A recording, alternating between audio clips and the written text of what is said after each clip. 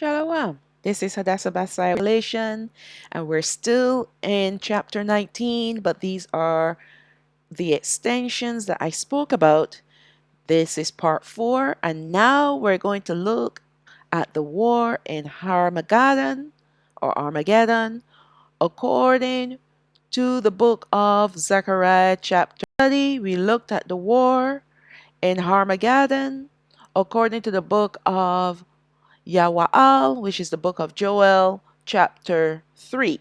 So now we are putting all the pieces of the puzzle together to have a clear understanding about what the end times war in Armageddon is going to look like.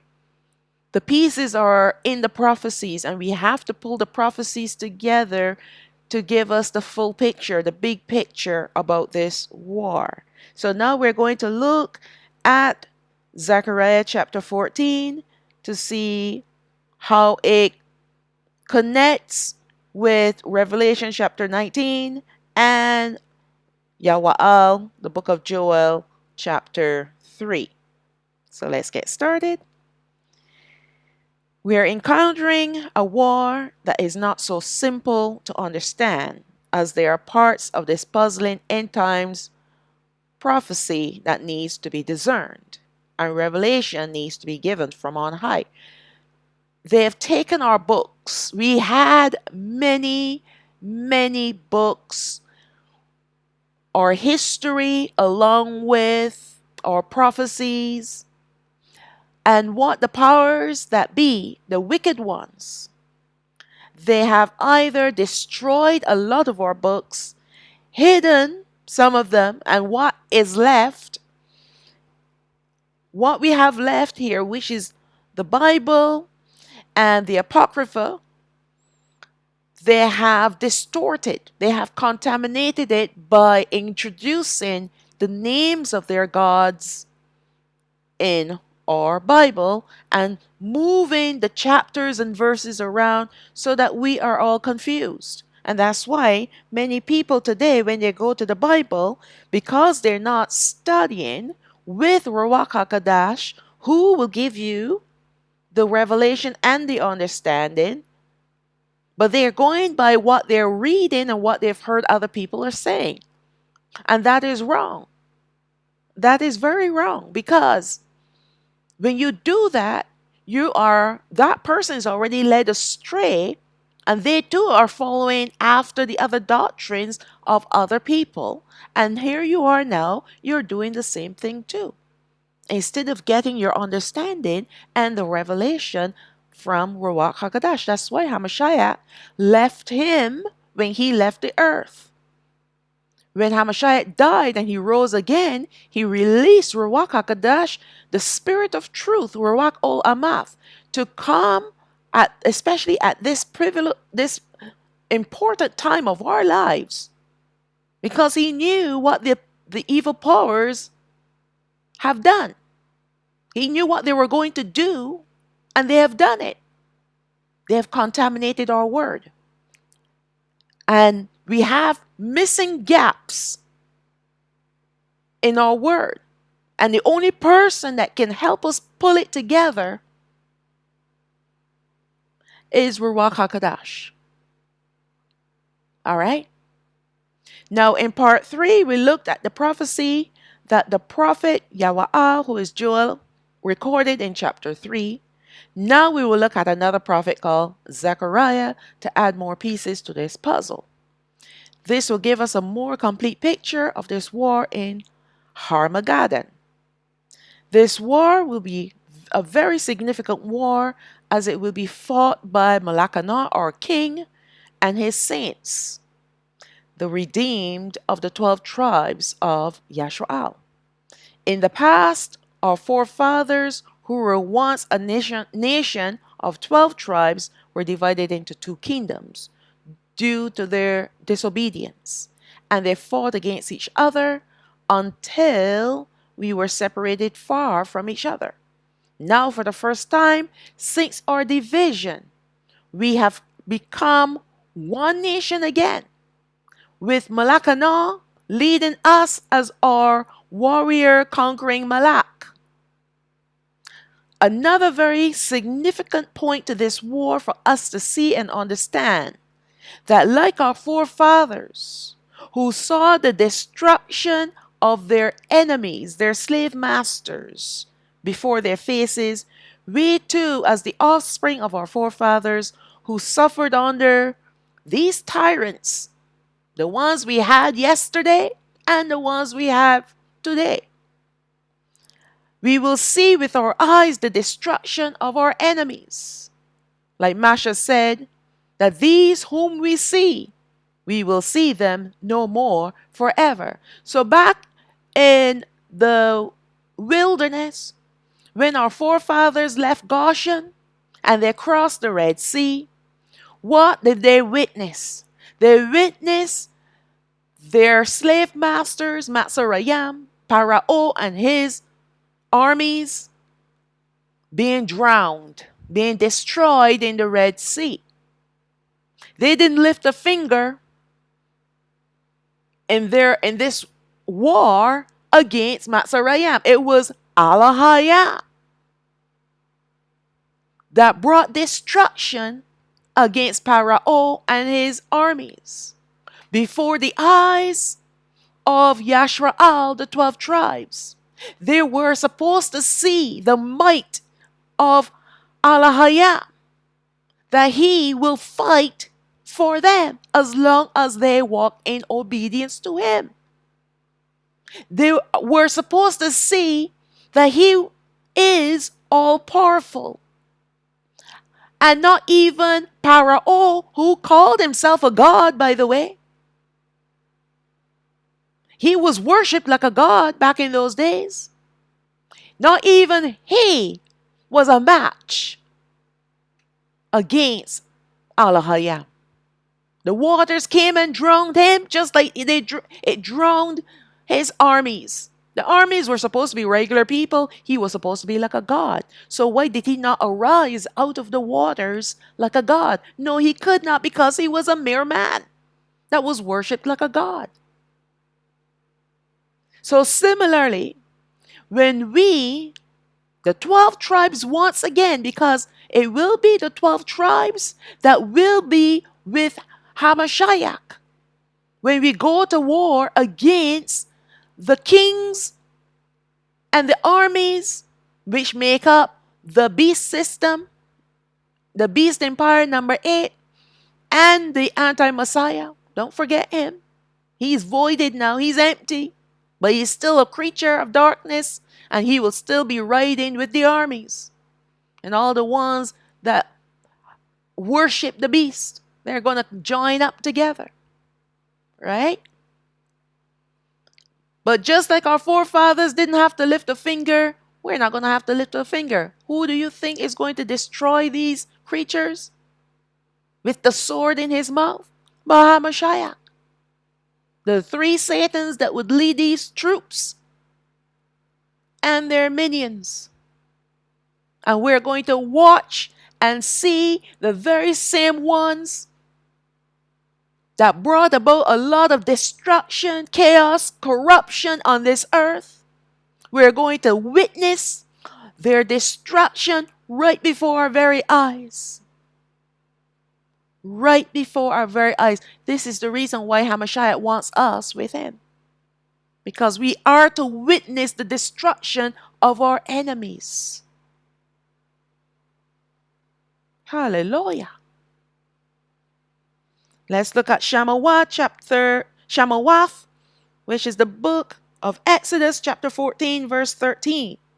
And Masha said unto the people, fear you not, stand still and see the salvation of Yahweh, which he will show to you today. He's going to come and save you.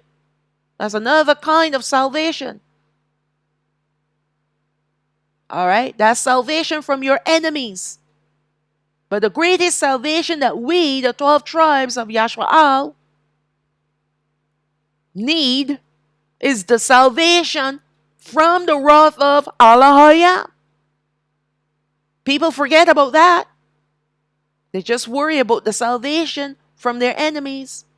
But that's just a tip of the iceberg, so they say. We need to be saved from the wrath of Allah. All right, let's move on. For Masarayam, whom you have seen today, you shall see them again no more forever. Verse 14. Yahweh shall fight for you, and you shall hold your peace. You're not going to have to do anything. You're not even going to have to say anything. You just stand there and watch. Watch and see what Allah is going to do with your enemies.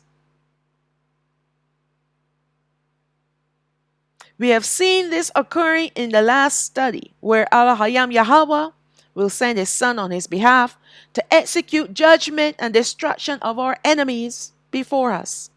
It will be the voice of Hamashiach, who will utter his voice like a roar of a lion.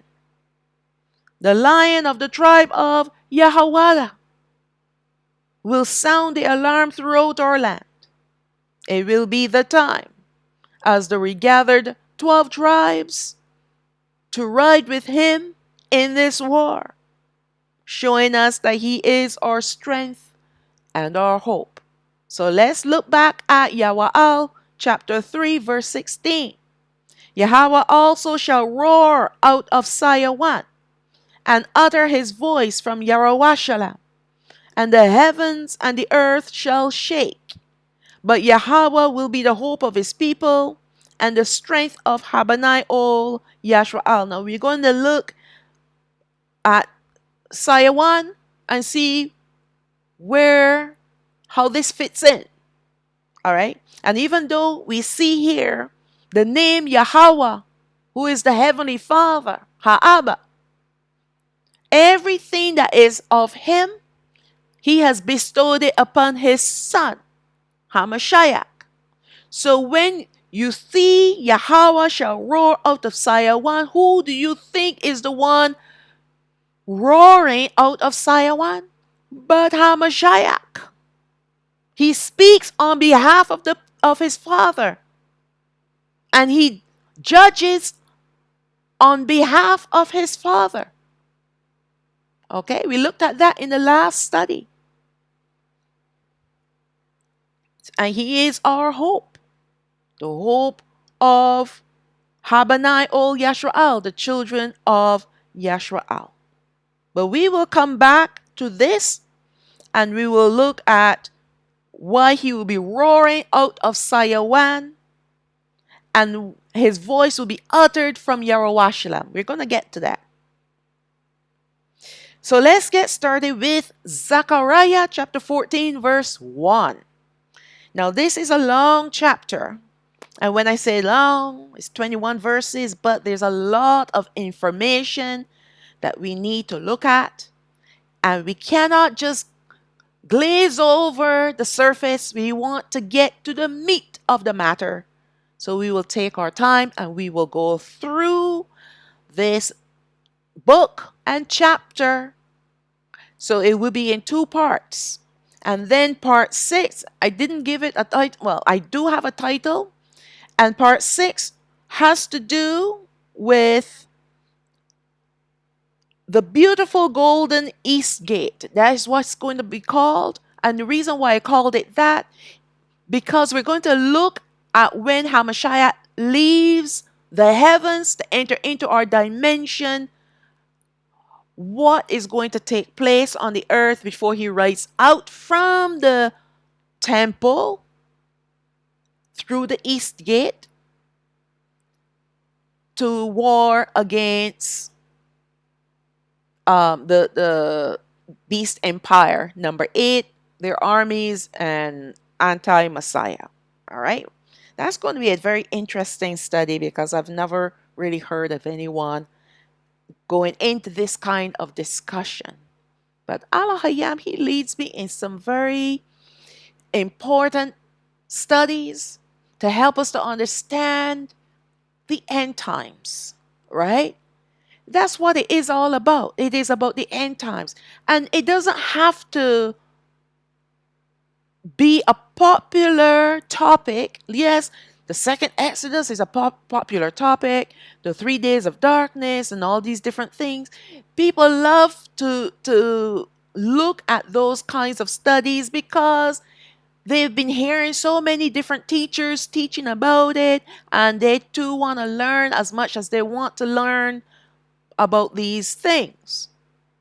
But the other topics now, say for example, talking about when Hamashiach comes again and what that is going to look like, the only way you will understand these kinds of precepts and to find them like little nuggets hidden in the word of Allah Hayam, because it is hidden. You have to be led by Rawak HaKadash to find the nuggets. All right, so this is going to be a very interesting study. I can't wait to get started on that. But in the meantime, let's get started with Zakarayah chapter 14, verse 1. Behold, the day of Yahweh comes, and your spoil shall be divided in the midst of you.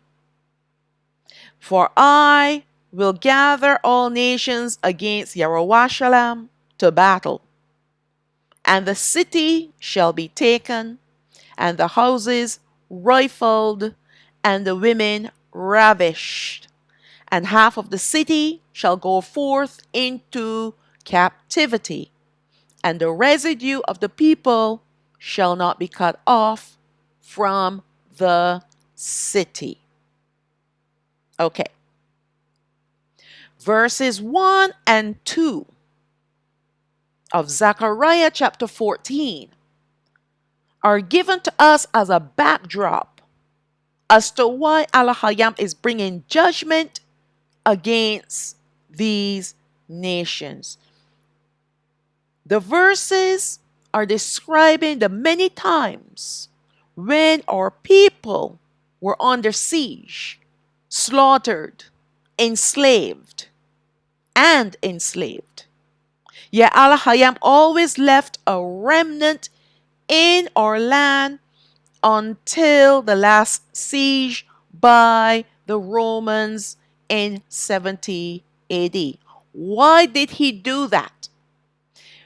When we were divided into two kingdoms, the northern kingdom were taken by the Assyrians, and after they were released from their captivity, Allah Hayam sent them away into the Africa area and northern as well. The northern areas like Assyria, some remain there, some in northern Africa, some in from east to west of Africa, and then even lower down close to the very bottom of Africa, you will find some of our northern kingdom brethren there.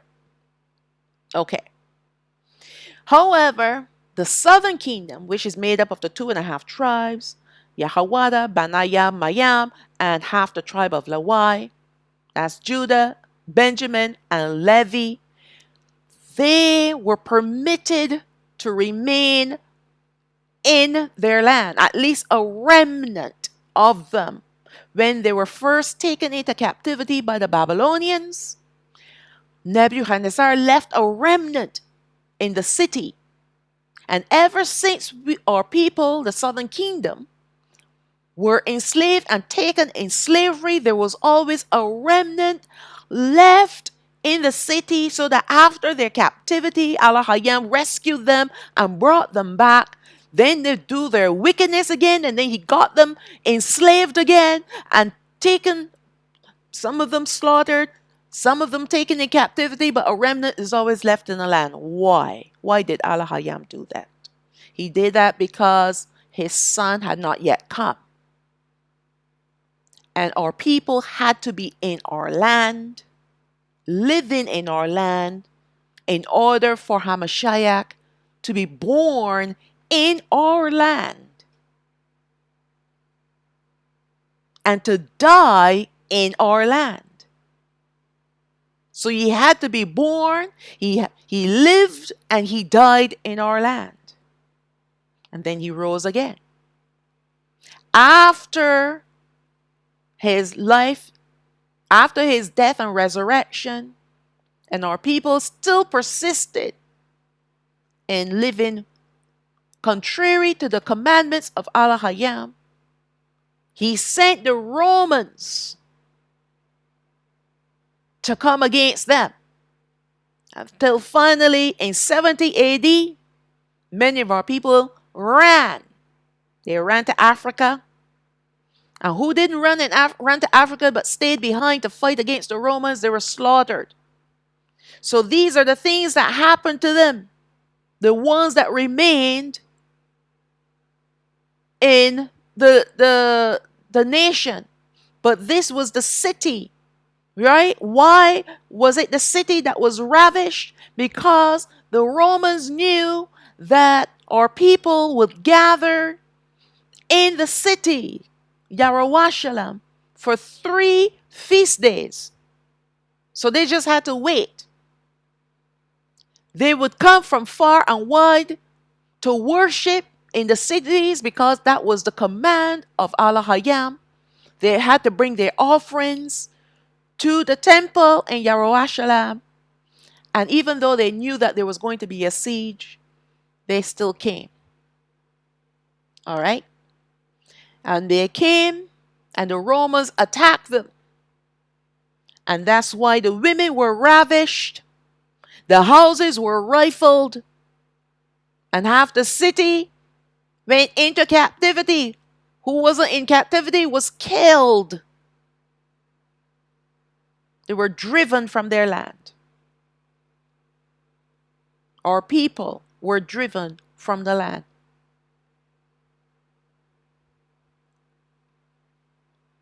And when he says here, and the residue of the people shall not be cut off from the city, that was the previous sieges that they had, the previous enslavements, until 70 AD, when no one then was left in the land. All right? The reason why we know that these verses are in reference to the past is because of our history of enslavement. And knowing that once we return to our land for the last time, then no one will be able to drive us out again, neither besiege us or even enslave us. We know Allah Hayam is going to draw these nations into our land. He's going to draw them in. And he's doing it purposefully because they're the ones who came into our land to destroy us.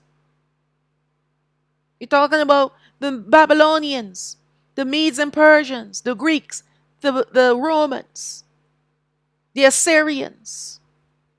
All kinds of nations came against us to war against us and kill our people in our own land. All right? When Allah Hayam regathers us for the final time, which this is the season of our regathering, the southern kingdom first. But we're not returning to our land. The southern kingdom is not going into an exodus, into the wilderness. That is the northern kingdom. We are a 2-kingdom people until this event takes place. When Hamashiach brings back the southern kingdom, he is going to make us one people again. One kingdom. But until this event takes place, we, the southern kingdom, will be taken up in chariots, and we will be resting in third heaven, in the garden of Odan, while the northern kingdom will be led in their second exodus to our land, which will become like the garden of Odan as well. They will dwell in safety, like we will be dwelling, the southern kingdom will be dwelling in safety in third heaven. So there's no more enslavement for us because we are the righteous remnant that were regathered. He's not regathering any rebels anymore. No mixed multitude, none of that. Only the righteous remnant. All the rebels, the ones that are living in disobedience to his commandments, he will destroy. This is the reason why Allah Hayam has extended his mercy for all these generations. He has been long suffering towards us, because at the end of the day, when he's ready to bring his judgments against his own people, no one can say he's unjust. No one can say that he was wrong. You will hang your heads in shame. So yes, it looks like he's tarrying, but you ought to give thanks that he's tarrying, that if there's something wrong in you that needs to be fixed, I'm talking about me too. We have the opportunity now to do it, because once he closes the curtain, it's finished. It is finished. The show is over. Okay, let's read on. The northern kingdom will arrive in our land, Yashra'al, as the redeemed, righteous remnant in a right covenant with Allah Hayam. Remember, we need to be in covenant with Allah Hayam. There's no people with him unless there is a covenant. So if you think that you can live, if you can worship him without a covenant or without having a covenant with him, you are wrong. I know many people will say, well, we can't get into the new covenant just yet. So what other covenant is there? We can't go back to the old covenant, because that's to do with the blood of bulls and goats and sheep. We only have one other covenant, and that's the new covenant, where we apply the blood of Hamashiach to atone us from our sins. That is the covenant. But the consummation of the covenant will not take place to the very end. But right now, it is almost like an engagement. We're being betrothed by accepting the terms of his covenant, the conditions of his covenant, which are his commandments, obeying his commandments and doing them, by believing in his son and allowing the blood of Hamashiach to cleanse us of all of our unrighteousness, so that now we're cloaked in the righteousness of Hamashiach. Now we can go before Allah Hayam Yahweh and let our requests be known. We can now go before the throne of grace, because we're cloaked in the righteousness of his son. That's what he wants to see. So we need to be in a covenant with Allah Hayam to enjoy the protection and provision, especially in these end times, that he has waiting for us. You think he is going to bestow his provision and protection over a rebel? He did that with our forefathers, and how did that work out? How did it work out for them? He's not going to do that again. I know some people say, well, as it was in the beginning, so it will be again. No, it's not. It's not going to be the same. And he allowed them to show us today that he is merciful. He was merciful to our forefathers even though they were rebels. But this second time around, he's not permitting the rebels in the midst with the righteous remnant. He's just going to keep sifting us. And this is why he is tarrying, especially for the southern kingdom, because he's sifting us even as I'm speaking to you right now. We are being sifted. We're being sifted. And he's shaking us up to see what is going to rise to the surface. If righteousness is going to rise up or rebellion. So don't think that we don't need to be in a covenant right now. The one thing that we definitely do need is a covenant. But the consummation of that covenant, the Lamb and his bride, will take place at the end of time. But right now, we need to be betrothed to him. When a man is going to, when a man meets a woman and he wants her to be his life partner,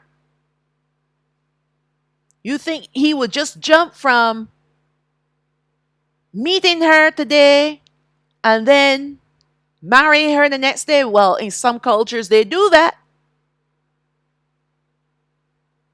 But that's not our culture. Our culture, there's a there's a period of time where the man and the woman are betrothed. And when the father is ready for his son to be married to his bride, then he sets the date. All right? Everything is in the hand of Allah Hayam Yahweh. He's the one setting the date for the marriage between his son and his people. All right. But right now we need to be betrothed because we need his protection. We need his provision. We need his love. We need everything that we can get to handle to living in this world, in this evil, dark world. We need his glory.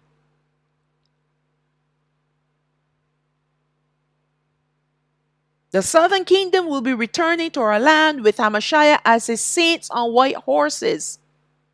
So this event speaks for itself. Nobody's going up to heaven if they're unrighteous. If no rebels are going to be taken up in the chariots.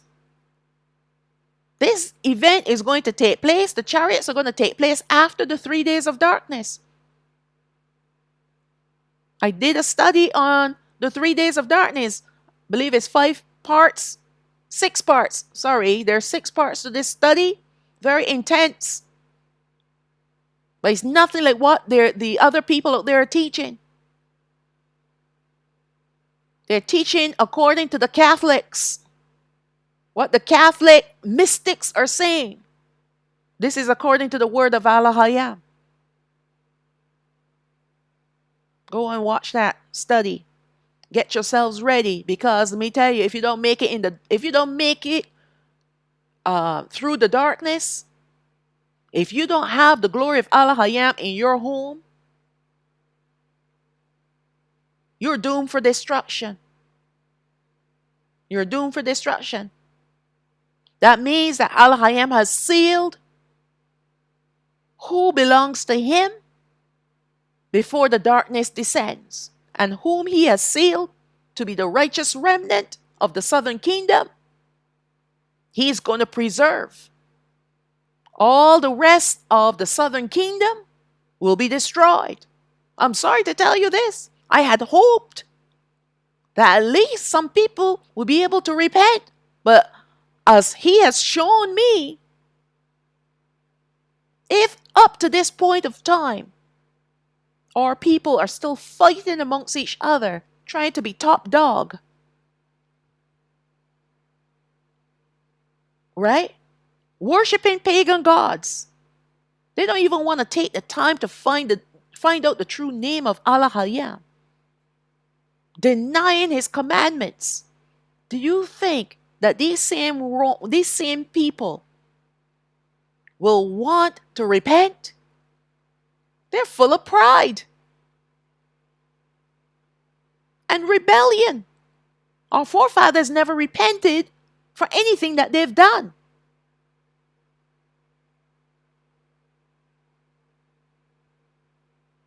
And We think that all a person needs to see is a little destruction and then they're going to fall on their faces and repent. No, that's never going to happen. Not with our people. Our people are stubborn, stubborn to the end, even if it means death.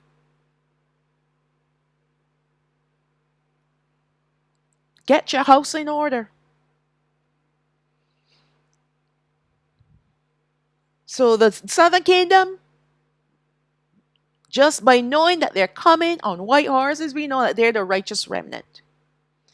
Therefore, these two verses in Zakarayah chapter 14, verse 1 and 2 are allowing us to see why judgment is coming to the Gentile nations that did these things to us. This connects with Yahweh concerning the named nations of Tyre and Sidon, who represent the European nations and northern nations. So all the nations that have ever warred against us, enslaved us, slaughtered us, these are the nations that Al-Hayam is going to deal with. And he called them by these two nations, Tyre and Zidon, only because Tyre and Zidon were Canaanite nations, Phoenicians. And the Phoenicians, who were Canaanites, they amalgamated themselves amongst many nations. And these are the same nations that enslaved us and slaughtered us and took away our land. All kinds of things they did against us. So he's just using these names as a way to represent the European nations and these other northern nations. All right? All these nations had their hand in trying to destroy us as a people, and since they could not destroy us, they persecuted us in the most horrific ways. This has been the history of the brutality done against our people for many generations. And now Allah Hayam Yahweh is going to destroy them forever in the lake of fire. So we're going to see them when they perish. Let's look at verse 3 of Zakarayah chapter 14. Then shall Yahweh go forth and fight against those nations, as when he fought in the day of battle. Even though the name of Abba is spoken, we know that he will send his son to do his will. Hamashiach has always been the one to carry out Abba's will. And now it is no different. Hamashiach presented himself as the captain of hosts to Yahushua, who is Joshua, as he is the captain of Yahweh's army. So that's what hosts mean. Hosts in heaven are the angels, and the hosts on the earth are the 12 tribes of Yahshua, either of the angelic hosts or of the earthly hosts. So the earthly hosts will be the 12 tribes of Yahshua or the angels in heaven. It has always been Yahweh who fought for his people as long as they were obedient to him. And now this time will be like all other times when he will fight for us, because now we will be the redeemed righteous remnant of his 12 tribes of Yahshua. So let's look at Debarayam chapter 1, that's the book of Deuteronomy, chapter 1, verse 29. Then I said unto you, dread not, neither be afraid of them. And this is Masha speaking to the 12 tribes. And he's speaking about the Anakim, who were the giants back in those days. Verse 30. Yahweh Allah Hayakam, who is Yahweh, Yor Allah Hayam, and that's in the plural sense, meaning the congregation of Yashraal, who goes before you, he shall fight for you, according to all that he did for you in Matsarayam before your eyes. So he's telling them, don't be afraid. Just because they're giants, don't be afraid of them. Be afraid more of Allah Hayam. He's going to go before you and destroy them. That's why he always allowed our people, our forefathers, to go in battles that were so impossible before their eyes. We are always the minority and they're the majority. And yet, as long as we are walking in obedience to him, he will go out and fight against these people, turn them against each other. Look at Yahawashaphat, Jehoshaphat. Look at Gideon. They turn against each other. Gog and Magog. They're going to turn against each other, kill one another, along with the hail and whatever else is coming from the heavens. Hail and fire and brimstone. Okay, let's look at the same Zakarayah chapter 3, verse 21. And I commanded Yahawasha'o at that time. This is Joshua. Your eyes have seen all that Yahweh Alahayakam have done unto these two kings. So shall Yahweh do unto all the kingdoms where you pass. Again, this is still Masha speaking to the people. Verse 22, you shall not fear them, for Yahweh Alahayakam, he shall fight for you. And I besought Yahweh at that time, saying, O Yahweh Alahayam, you have begun to show your servant your greatness and your mighty hand. For what Alahayam is there in heaven or in the earth that can do according to your works and according to your might? There is no one above him, only beneath him. Let's look at the same Zakarayah chapter 20, verse 1.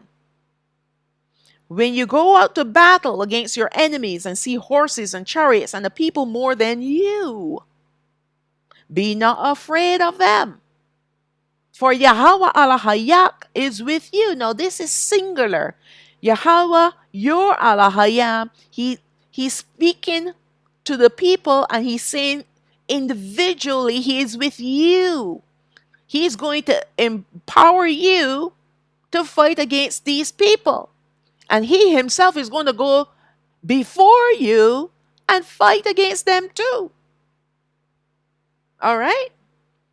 Who brought you up out of the land of Zakarayah. And it shall be, when you are come near unto battle, that the priest shall approach and speak unto the people, and shall say unto them, Hear, O Yashrael, you approach this day unto battle against your enemies. Let not your hearts faint, fear not, and do not tremble. Neither be you terrified because of them. I want to read that verse again, because we today, we see a lot of bad things happening around us. And the first thing that happens to our people, they become fearful. They start to tremble. They start to let their hearts faint. Their hearts become faint. Why? Because they see the power of the enemy coming against them. And if you don't have the power of the Most High dwelling inside of you, this is what's going to happen to you. All right? You're going to fear what the enemy is doing. And many people, when they become fearful of what the enemy is doing, the first thing they want to do is submit to the enemy, to make him go away, to make the problem go away. And you're thinking to yourself, well, Alahayam doesn't want me to lose my provisions.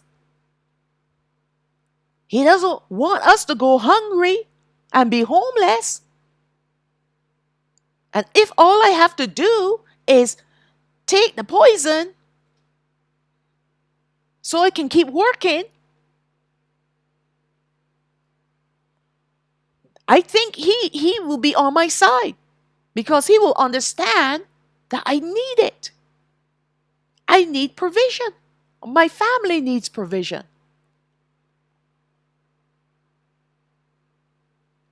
And that's why a lot of our people have already submitted themselves to the beast. And many more are going to do it. Many more people are going to submit to the beast. Why? One, they believe the narrative. They believe the lies and the deception because the wool has been pulled over their eyes and over their ears, and their hearts are calloused against Allah Hayam. Why? Because of all their worldly living, their secular lifestyle. Yes, they may go to a congregation, they may do all these different things, but that's just the outward works that they do. Just because you go to church every Sunday, or you go to some assembly every Saturday, and by the way, any assembly that you attend is pagan. You go Saturday, that's the worship of Saturn. You go Sunday, that's the worship of the sun god Ra, Horus, Tammuz, what have you. The Jesus Christ, he is Tammuz too. That's who you're worshiping. And that's why you fear. That's why you tremble, and that's why your hearts are going to grow faint. Because let me tell you something right now. These people are gearing up for the second bout. The second bout of agendas. And this time, they're not letting up. They have everything in place that they don't need to let up. The first time was a little test run to see who will surrender their rights, who will believe the narrative. And it worked like a charm.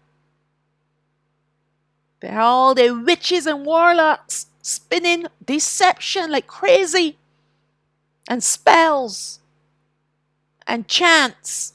That's why they had the mantras. And our own people uttering the mantras, believing in the lies and deception. But it's coming again. And it's going to be worse than it was before. And I already warned you this. The people that are going to be singled out will be the southern kingdom. It's already started. They're already putting it out there. I saw this article, how they considered the black Hebrew Israelites to be more dangerous than even the terrorists. All right, I'm telling you. I warned you, go back and watch my videos. Go back, especially the 3 days of darkness. I explained about some of it in there. And I also did it in, I believe, the second Exodus of the Northern Kingdom according to the book of Revelation. You are going to get some of it in there. And even, I believe, the beast of the book of Revelation, you're going to see some of it in there too.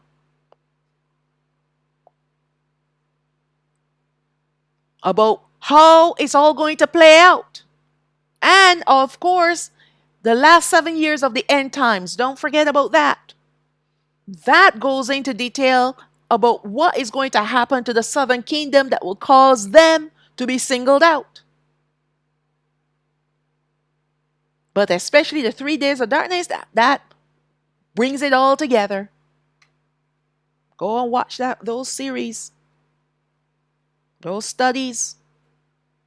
They're doing it as I'm speaking today. They're doing it. They're getting all their pieces together. All right? They're getting all their pieces in place. So if you think that you don't need Hamashiach and you don't need to believe in him, and all you have to do is obey the narrative, obey the commands of these devils, and your life is going to be normal again, there's no such thing. There's no such thing. There's not ever going to be a normal again. They tell you this. This is not coming from me. This is coming from them. The normal will be control. They're going to control every aspect of your life if you let them. And if you don't, they will destroy you. Especially if you are of the southern kingdom.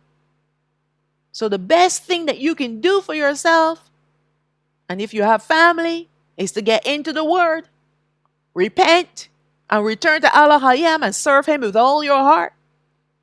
You can't go wrong with him. And when you start to see these things happening, you'll be rejoicing because you know that your deliverance is near. Your redemption draws nigh. He never told us to be afraid. Hamashiach, before he left a commandment. He tell us, don't be afraid. These things are supposed to happen. And that's why he told us about them, so that when they begin to happen, we will not be afraid, because he already told us that they're going to happen. All the prophecies, and even in the Apocrypha, tells us about all the different things, the bad things that are going to happen on this earth.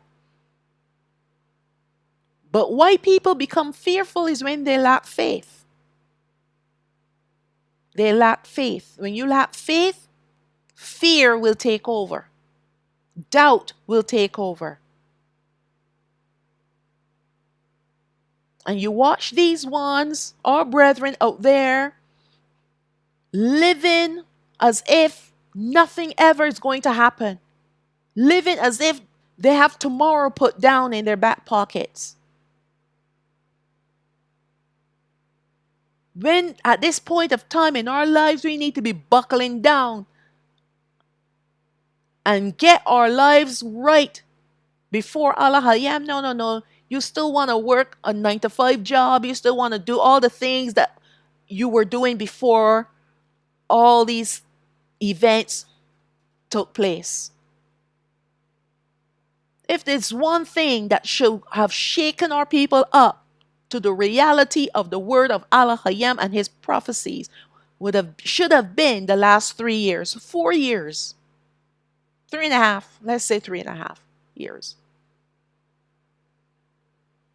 And if after 3.5 years, and we are still not convinced that the world is coming to an end, destruction is coming, not only from the enemy, but especially from Allah Hayam himself, then there's no hope for that person or persons. There's no hope for you. If you want to just carry on living in this life, keeping your fingers crossed and your toes crossed and your head stuck in the sand, then you're going to be destroyed. You're going to be destroyed. The last 3.5 years should have been a wake-up call for the southern kingdom. The 3 days of darkness is going to be a wake-up call for the northern kingdom. All right?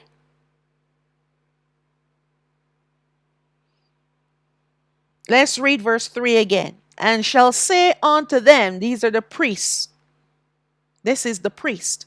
Hear, O Yashrael, you approach this day unto battle against your enemies. Let not your hearts faint. Fear not, and do not tremble. Neither be you terrified because of them. So what if they cut off your income? So what if they cut off your light? So what if they cut off your source of travel? So what if you can't go in a supermarket and buy food? So what if you lose your job? So what if you lose your house and your car? They come and repossess your car. So what? I already told you from the very beginning to start downsizing. Start downsizing, start selling off what you can sell so you can get a little extra cash and buy the necessary things. Go rent a place somewhere in the country, somewhere. If you can get out, get out. Come within his borders and wait. Wait for him. And you don't need a whole lot of stuff. You don't need to pack barrels upon barrels like some people do or have done. You just need to come up with the necessities. Because once this world goes through the second lockdown, that's it. There's no letting up after this. Do you know why? Because a document has been signed by many major countries, if not all of them by now, that in order for anyone to travel in an airplane, they may even extend it to trains and being on a ship, wherever, if you want to go on a ship. But I know for the airplanes, you need to have a toxin passport. You need to have that poison that they've been putting in people's arms. You need a passport to prove that you have been poisoned. No one is going to be able to travel. Not even within the continent. Going from one province to another or state to another. It's already been done. They've done it since maybe the beginning of this year. Maybe a few months since the beginning of the year. Can't remember when, but they've been talking about it.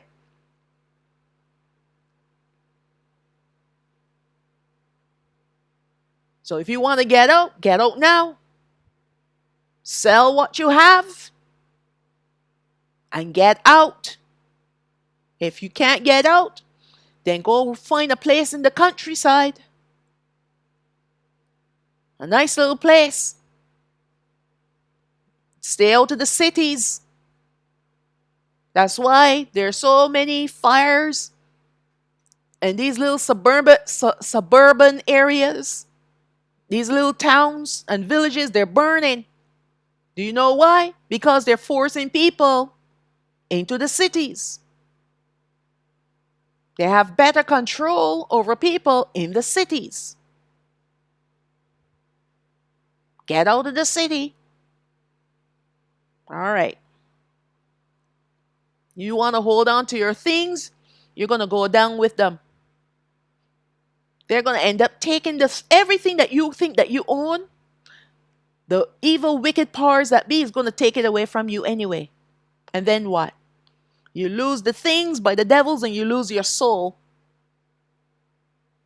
From Allah Hayam is going to destroy you. They destroy your things, Allah Hayam destroy you. And the end of it all, you lose big time. You lose more than what you had hoped for. In fact, though, you weren't even expecting to lose. That's deception. You're deceived. You're under strong delusion and lust. Verse 4, for Yahweh Yahweh Hayakam is he that goes with you to fight for you against your enemies to save you. That's what he does. And you think that when they start rolling out these things, I already said this to you. If you go look at the timeline, it's only going to be 30 days that you're going to be without if they turn off your electricity. If you can't go to the supermarket, it's only going to be 30 days. And whatever you have in the cupboard is going to last you for the whole length of time anyway. Just eat less. Because after those 30 days, Al Hayam is going to shut their program down with the 3 days of darkness. And those that belong to him will enjoy 3 glorious days with him because he's going to use those 3 days to prepare them for their departure. All other people will be defiled. Go watch that. That's in part 3. Defilement in the darkness. Malakana will be with us, and he is also our Malachi Sadak, Melchizedek, our high priest forever. Can one imagine the scene where we are gathered as a remnant to go out with Malakana or Malak or king against a multitudes of evil, vile people, many of them covered in sores and hideous before our eyes? Remember, Al Hayam, one of the vials, when it's poured out, brings darkness upon these creatures, upon these people, the worshippers of the beast. And that darkness is an internal darkness. It's not an external darkness. It's an internal darkness. He's going to remove their humanity and turn them into beasts, into creatures.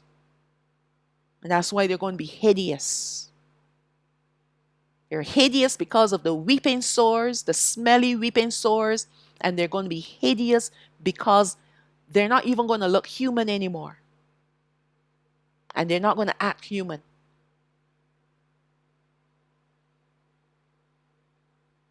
Their numbers will be far greater than ours because the battle truly was never ours in the first place, but Yahweh's. The battles mentioned above were against giants, kings, and their multitudes of armies. And yet, as long as our forefathers were obedient to Allah Hayam, he fought the battles for them. And of course, they got the victory. When he fights our battles, we get the victory. That's why we need to obey him. How hard is it to obey him? 2 Chronicles chapter 20 verse 14. Then upon Yaha, Zayal, this is beheld of Allah Hayam, the son of Zakarayah, which means Yahweh remembers, the son of Banayah, Yahweh has built up, the son of Yaoyal, Allah Hayam sweeps away, the son of Mathaniah, gift of Yahweh, Lawai, which means joined to, of the sons of Asa, who is gatherer, came to Harawak ol Yahweh in the midst of the congregation. And he said, hearken you all Yahweh, and you King Yahawashaphat, that's Jehoshaphat, thus saith Yahweh unto you, be not afraid nor dismayed by the reason of this great multitude, for the battle is not yours but Allah Hayam. So Allah Hayam's. So this is the great battle that I spoke about, the battle where Jehoshaphat, who is Yahawashaphat, and these great number of these multitudes came up against Yashrael, against the southern kingdom. All right. So these are the names of the prophet / priests, the descendants, that shows you the descendants, all right, of the prophet / priest. And I looked at the names and how the names help us to understand how these, how Al-Hayam use particular persons because of their name. All right? We look at Yaha Zayal,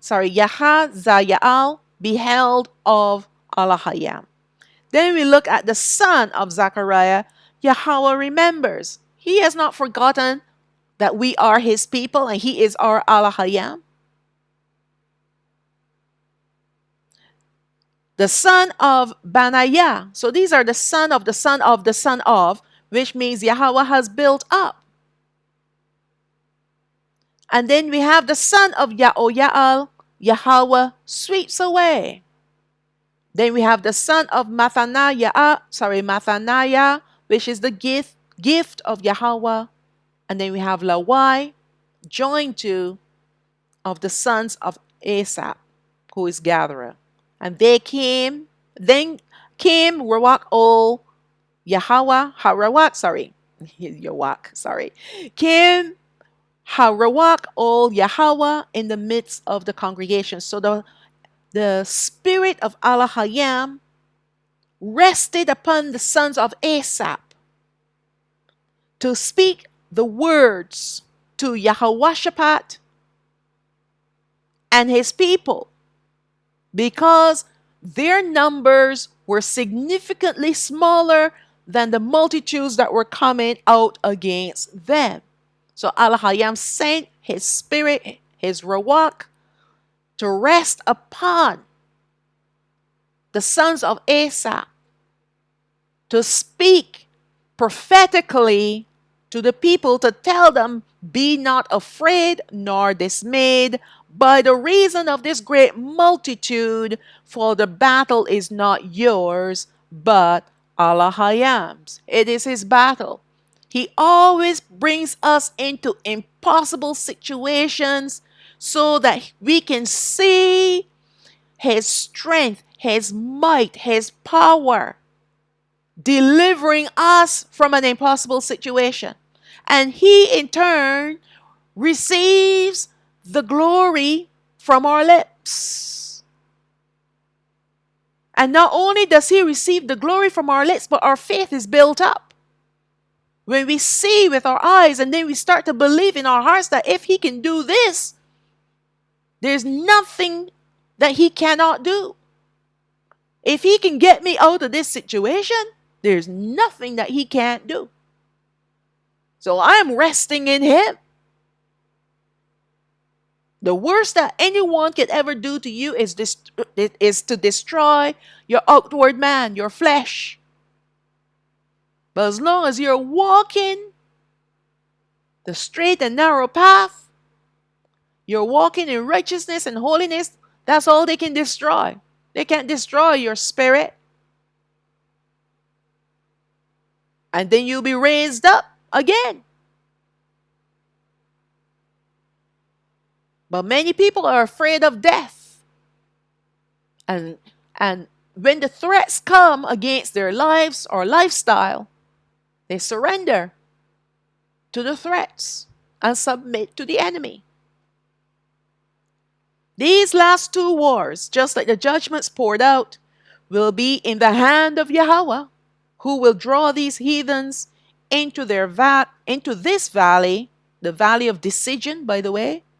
Even though it's called the valley of Yahweh or Jehoshaphat, it is Har Magadan, and it is called the valley of decision, so that he can destroy them. So he draws these people to the places where he wants to destroy them. He wants to draw these people here, the empire, the beast empire, number 8, and their kings, and the anti-Messiah who is empty.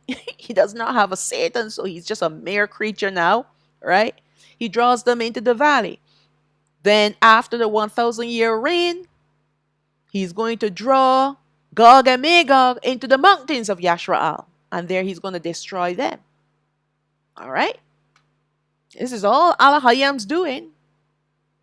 We see that the sons of Asaph, who were the priests in that day, offered words of encouragement because the battle looked lopsided. heavy on the enemy's side and slight on our forefathers, as per usual. Nevertheless, Allah Hayam never disappointed our forefathers in their times of battles, and He will for sure not disappoint us, as we will be riding with His son, Amalakana, our king. It will be a sight to behold. So now let's look at verse 4 of Zechariah chapter 14. And his feet shall stand in that day upon the Mount of Olives, which is before Jerusalem on the east, and the Mount of Olives shall cleave in the midst thereof towards the east and towards the west. And there shall be a very great valley, and half of the mountain shall remove towards the north, and half of it towards the south. So I said to you before that when we looked at that verse in Yawa'al chapter 3, that we were going to return to explaining. Let's look at it again. Yawa'al chapter 3 verse 16, Yahweh also shall roar out of Sayawan and utter his voice from Jerusalem, and the heavens and the earth shall shake, but Yahweh will be the hope of his people and the strength of Habanai ol Yashwa'al. So now we are getting to this part where we're going to explain that event. It's all part of this event here when Hamashiach will stand on the Mount of Olives. So he and his saints have ridden through the eastern portal of the heavens and lands on the Mount of Olives. All right?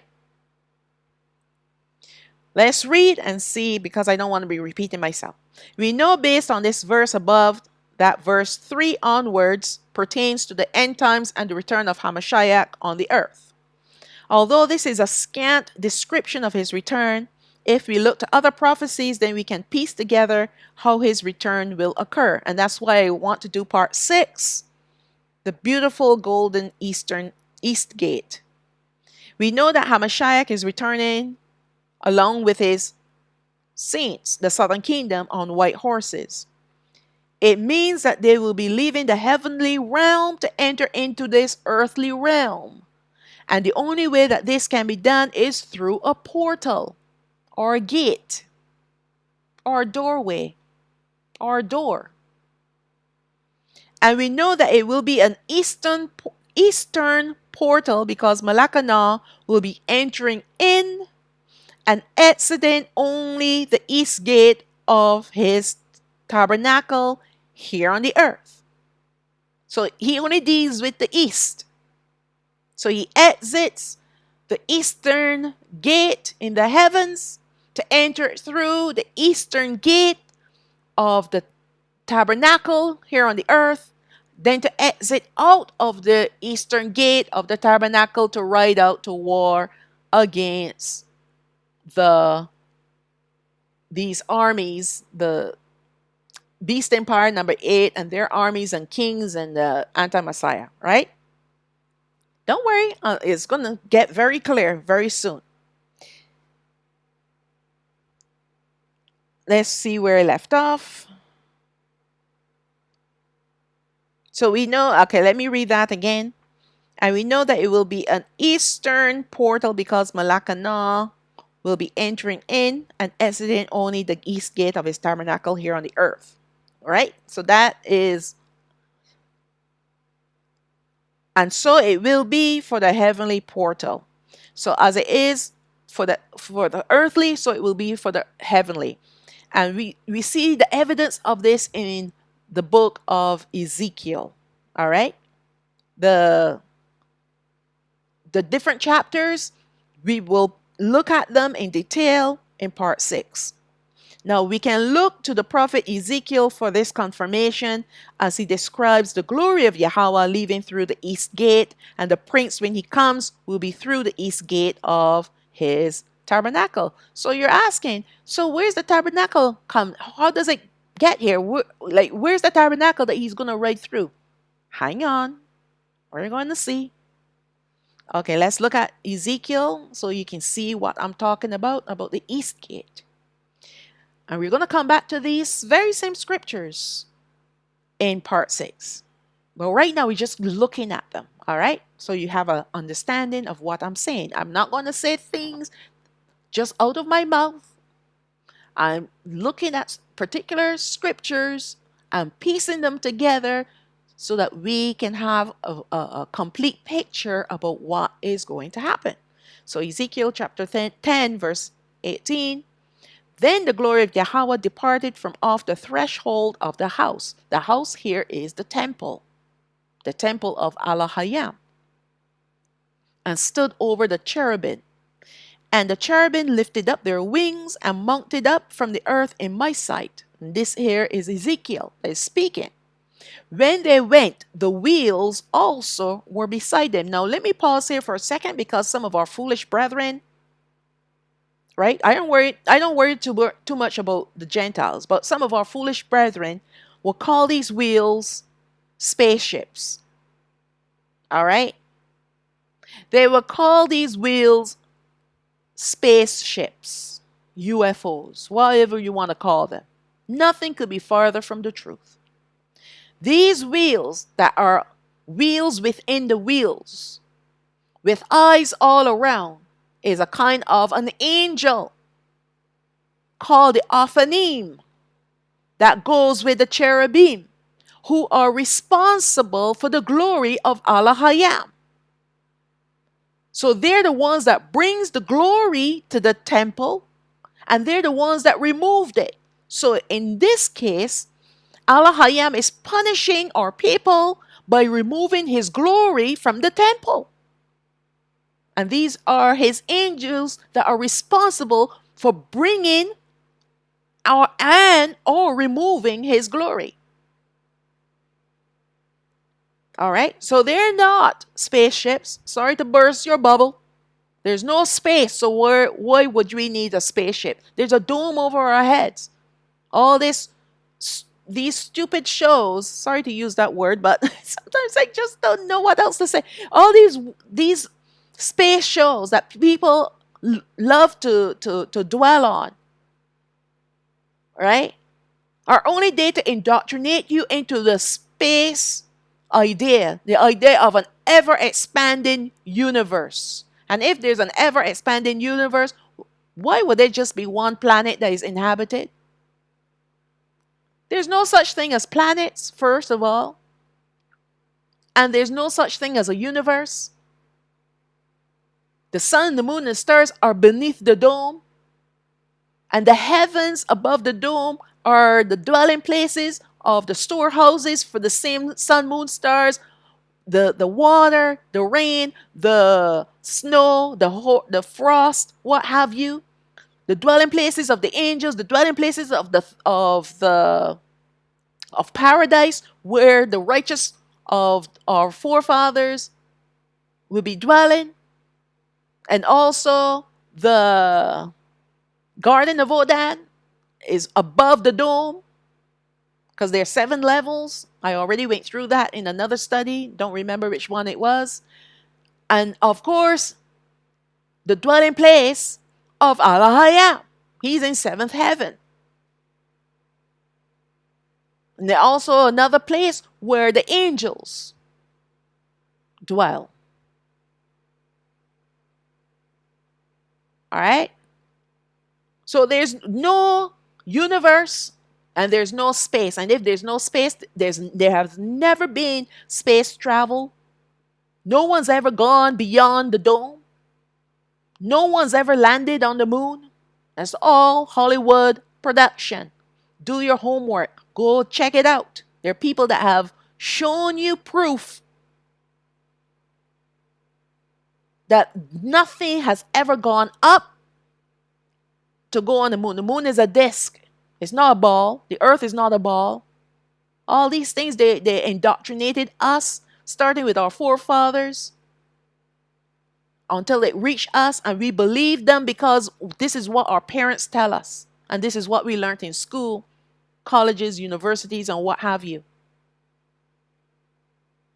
And when you come in to the truth now, when you starting with your identity, then Allah Hayam know, and especially if you embrace the truth, He now can open your eyes to see that the earth is not a ball.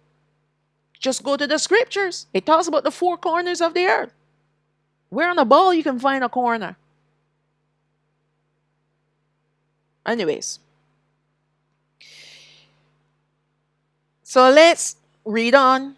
So that the wheels also were beside them, the cherubim, and everyone stood at the door of the east gate of Yahweh's house, that's his temple, and the glory of Allah Hayam ol Yashra'al was over them above. Chapter 43 of Ezekiel, verse 1. Afterward, he brought me to the gate, even the gate that looked towards the east. And behold, the glory of Allah Hayam ol Yashra'al came from the way of the east. Remember, he does everything happens in the east. And his voice was like the noise of many waters. That's supposed to be noise. And the earth shines with his glory. And it was according to the appearance of the vision which I saw, even according to the vision that I saw when I came to destroy the city. And the visions were like the vision that I saw by the river Chabar. And I fell upon my face, and the glory of Yahweh came into the house by the way of the gate, whose prospect is towards the east. So again, here he is talking about the east again. Everything is towards the east. But I'm not going to go into too much detail about these verses because we're going to go into detail in part 6. All right. So let's look at the next chapter, chapter 44 of Ezekiel, verse 1. Then he brought me back to the way of the gate of the outward sanctuary which looked towards the east, and it was shut. Then Yahweh said unto me, this gate shall be shut, it shall not be opened. No man shall enter in by it, because Yahweh Allah Hayam ol Yashra'al had entered in by it, therefore it shall be shut. It is for the prince, Hana Shaya'ah, meaning the one lifted up. There's only one lifted up, and that is Hamashiach. Hana Shaya'ah, the prince, he shall sit in it to eat bread before Yahweh. He shall enter by the way of the porch of that gate, meaning the east gate, and shall go out by the way of the same. So he's going to enter in through the east gate, and then he's going to leave by the east gate. I know right now in our land, the old temple, they call it the Golden Gate, and it's closed. It was closed some time ago by, I don't know if it was some king, not one of ours, it's the enemy, because they knew the prophecy about our king coming through the Golden Gate.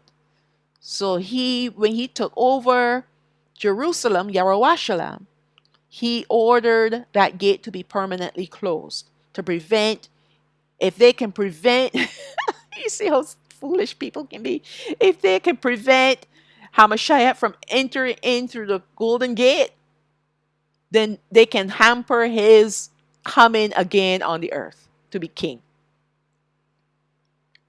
Anyways, that's their logic, all right? When Hamashiach returns to the earth as Malakana, he will enter through the portal in the east to land on the Mount of Olives. It is here where he will establish his tabernacle by transforming Mount of Olives into the Mount of Sayawan. That's the reason why he's going to land on the Mount of Olives. When he steps down on the Mount of Olives, he will cleave it in the middle. All right?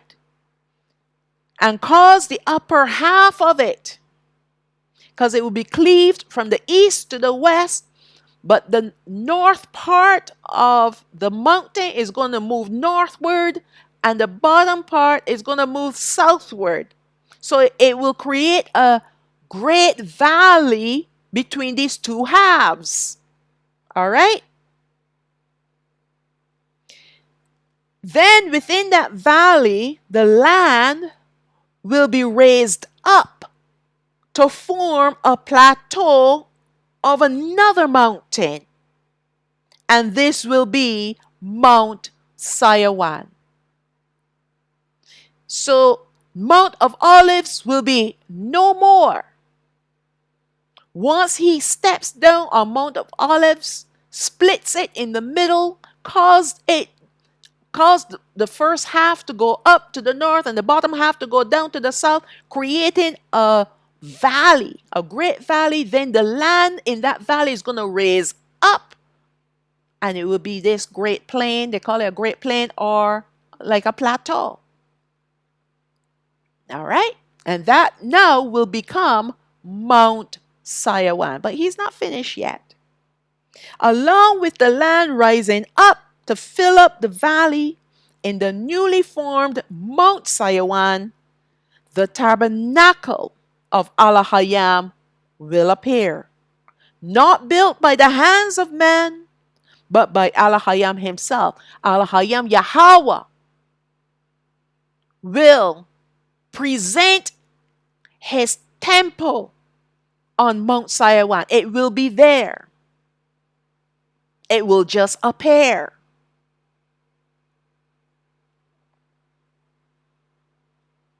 It will be this tabernacle that Hamashiach will enter in through the east gate as Malakana. So they can go seal up that old broken down temple there in our land. Right? They can seal it up, guard it, do whatever. In fact, that land is going to be there. Allahayam, he's going to deal with that land anyway. Everything is going to come down. Everything in that land, all those buildings, those high rises, what have you, it's going to come down. It's going to come down. By the time the northern kingdom makes it into our land, which is by the seventh trumpet, that land will be completely cleaned out of the people that are living there, and it will become like the Garden of Odan, and he's going to have his dwelling places for his people. He's going to do it. Don't tell me he can't do it. He created the world and everything in it in 6 days. Tell me that he cannot do this. All right? Don't tell me that he can't do this. Hamashiach he's going to create the mountain, and the Father is going to set his temple on the mountain. Don't tell me it can't happen. And then his son will be able to enter through the east gate along with his saints, followed by us, the southern kingdom. And not only the southern kingdom, don't forget, the northern kingdom is there. Guess who's coming up to the mountain to be with us? I don't want to say much yet. Let me just carry on. It's going to get really good. So he's going to enter in through the east gate as Malakana. He will call for his trumpets to sound, to gather all of his tribes together in one place in his tabernacle. For the first time in a very long time, we are all going to be gathered together as the 12 tribes of Yashrael, the southern kingdom and the northern kingdom. Now, all of this is going to happen before the war. He is mending the breach between the 12 tribes. All right? Well, let's read on. It will be at this time that the feast day, called the Feast of Trumpets, will be fulfilled, as Hamashiach will summon the two kingdoms, the southern and the northern kingdoms together, knitting them as one kingdom, making them his 12 tribes once again. After this, he will make his offering to Yahweh as high priest forever with his saints of the 12 tribes of Yashraal, who will be his priest. We're going to be his priest in his temple. This offering to Yahweh on behalf of his people, the 12 tribes of Yashraal, will also fulfill another feast day called the Day of Atonement. Hamashiach is coming to fulfill the remaining feast days. The trumpet will be to usher in his 12 tribes into his newly established temple upon the newly made mountain called Mount Sinai. I'm so excited. All right. This offering to Yahweh, yes, I read that. The Day of Atonement. All right. So don't forget what it said in Ezekiel chapter, let's see which one. Ezekiel chapter 44, verse 3. It is for the prince, Hanashayah. Hanashayah, he shall sit in it. Sit where? In the temple, to eat bread before Yahweh. This is an offering to Yahweh on behalf of the 12 tribes of Yashraal, mending them to be one kingdom again. And this will be the Day of Atonement, the Day of Reconciliation. All right? That's what it's going to be. Don't. Yes, this is where I am. It is the Day of Reconciliation. I know today we keep these feast days as a memorial.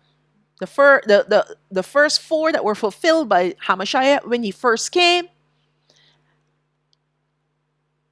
And now these ones that will be fulfilled when he returns the second time. Now, I know they say 4, but when I did my calculations, they're actually 5.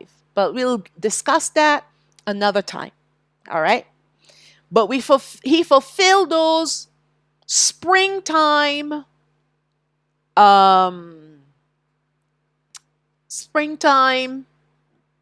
festivals, and now this is the fall festivals. These are the fall festivals. All right?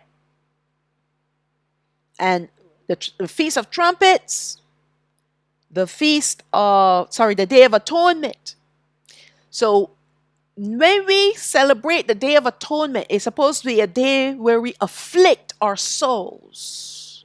And people figure the way to afflict your soul is to fast. This is what the devils in our land say. And many of our people follow after them, even though they're not the true people. Everything that they say, they do. Right? But if you understand what afflicting your soul is about, and first of all, if you understand that for all the feast days, Allah Hayam does not want us to fast. We fast any other day, but not on his feast days and his Shabbat, unless he calls it. The Day of Atonement is not a day of fasting. The Day of Atonement is a day of afflicting yourself through being somber, being repentant towards him. All right? A day where we reflect on all the mistakes that our forefathers have done, even the ones that we've made, and we are repentant of them. We are confessing them. All right? That is what the Day of Atonement ought to be. All right? Because we know that we've been atoned for our sins through the blood of Hamashiach. So we're not doing that all over again. No, we're not. But it's a date that we're looking ahead to the true day of atonement, which is this day here, where Hamashiach is making an offering to Yahweh on our behalf to reconciliate them together, not only together as one kingdom, but to be reconciled to Yahweh as one kingdom. We're reconciled to Him as two kingdoms, meaning Hamashiach, but we are also going to be reconciled to Him as one kingdom. Hence, we have the Day of Atonement. And it's not going to be a sad day. It's not going to be a somber day. It's not going to be a day where we're afflicting ourselves. It's going to be a day of celebration. All right? It's going to be a feast day. Hamashiach is going to sit and eat bread before Yahweh. And we're all going to eat bread along with him. And we're going to be eating bread as one people, one nation, one kingdom. This is how he is going to knit us together. Two sticks in one hand, and two sticks in his hand, the hand of Hamashiach. Because he's going to do it for us. He atoned us by dying on the stake and shedding his blood so that we, while living in the lands of our captivity, can be atoned of our sins and return to Ha'abba. Now, he is reconciling us to Ha'abba, to ourselves together, to him, and to the Father, all in one go. This will be the official day when the 12 tribes of Yashrael as one kingdom will be reconciled to Yahweh through the offering of Hamashiach as our high priest forever. So he's going to make an offering. It's not just going to be bread. All right. This will not be a somber day, a day to afflict our souls like our forefathers had to do in anticipation of this glorious day. But it will be a day of celebration. We're now one kingdom. Finally, after all these generations, we're one kingdom again. No more animosity between us. Nothing. All right. So let's look at Ba Madabar, the book of Numbers, chapter 10, verse 1.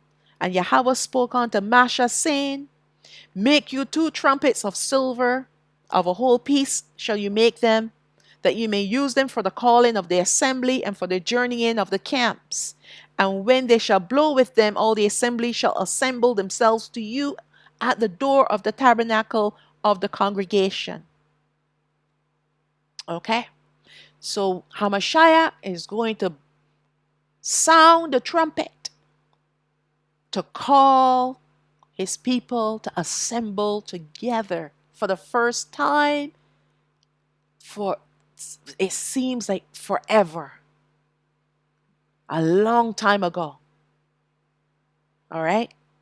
Psalms 81 verse 3, blow up the trumpet in the new moon, in the time appointed, on our solemn feast day. For this was a statute for Yashrael and a law of Alahayam ol Yaokab. All right? Yasha'oyah chapter 27 verse 13. And it shall come to pass in that day that the great trumpet shall be blown, and they shall come who were ready to perish in the land of Assyria. That's the northern kingdom. And the outcasts of the land of Matsarayam. And that Matsarayam is not physical Egypt, that is the house of bondage, the captives of the southern kingdom that were taken as slaves. Those that were from the northern kingdom, they fled. Actually, they were led by Alahayam into Africa, and that's where they've been dwelling since 721 BCE. All right? But the outcasts in the land of Matsariah, meaning those that were enslaved in the house of bondage, the southern kingdom. All right? And shall worship Yahweh in the holy mount at Yerushalayim. And what's that holy mount? Mount Sayawan. Mount Sayawan. Now, Hamashiach Malakana is ready to exit the east gate with his 12 tribes to ride out to the valley of decision, to conquer and destroy our enemies forever. After these 2 feast days have been fulfilled.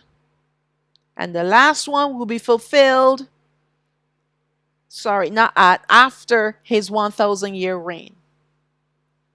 It will be fulfilled after his 1,000-year reign, not at his 1,000-year reign. Because the 1,000-year reign, after the 1,000-year reign, there's one more war, the last Satan and his evil armies that Alahayam will destroy, Gog and Magog. Now, after that war, then you will have the last feast day, which would be the Feast of Booths. All right? So let's look at verse 5. That's Tabernacles, by the way. The Feast of Tabernacles. But we're going to look at that in, I believe, the next part 5. Zakarayah chapter 14, verse 5. And you shall flee to the valley of the mountains, for the valley of the mountains shall reach unto Atzal, or Azal, proximity. It means proximity he has reserved. Yea, you shall flee, like you fled from before the earthquake in the days of Uzziah, which is Uzziah, which means my strength is Yahweh, the king of Yahweh. And Yahweh Alahai shall come, and all the saints with you, meaning with him. All the saints are coming with him. Yahweh Alahai means Yahweh my Alahayam shall come, and all the saints are coming with you, Yahweh, who we know would be Hamashiach. So when you look at this verse and you look at, being like as you fled from before the earthquake in the days of Uzziah, who's Uzziah, you want to think that this is referring to his people, but it's not. It's referring to the multitudes. He's just comparing what is going to happen to the multitudes when this transformation of Mount of Olives will occur, because they're riding out into Yashraal, the land Yashraal. I'm talking about these armies of the kings and the false prophet, these demons, these devils, and the 3 Satans, of course. All right, they're coming. They're coming with in their great numbers, multitudes upon multitudes of them, in the valley of decision. How Alahayam is going to cause them to flee to the place where he wants them to go. All right? Is through the event of the Mount of Olives being cleaved and spread apart. And then that land rising up in the middle.